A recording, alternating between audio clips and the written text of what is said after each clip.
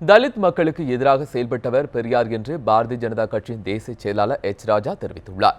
சென்னையில் இன்று செய்தியாளர்களுக்கு பேட்டியளித்த அவர், மக்கள் நல கூட்டணி இன்னும் 30 நாட்களில் காணாமல் போய்விடும் என்றார்.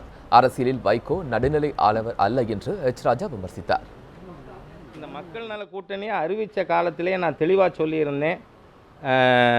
I am very happy that I would be proved prophetic. மக்கள் நல கூட்டணின்னு ஒன்று தேர்தல் நேரத்தில் இருக்காது. இது நான் பல மாதங்களாக சொல்லி கொண்டிருக்கேன். அவர்கள் ஆரம்பித்ததுலேருந்து 8 மாதமாக சொல்கிறேன். அப்படி ஒரு கூட்டணி எலெக்ஷன் பொழுது இருக்காது. நல்ல வேளையாக நண்பர் வைகோ அவர்கள் அதில் இருக்கிறதுனால அது நம்ம சொன்னது நடக்கும்னு நினைக்கிறேன். ஏன்னா Vaiko is always a டீஸ்டெபிலைசிங் element in Tamil Nadu politics. Dalit மக்களுக்கு எதிராக செயல்பட்டவர் பெரியார் என்றும் பாரதிய ஜனதா தேசிய செயலாளர் எச். ராஜா அப்போது குறிப்பிட்டார்.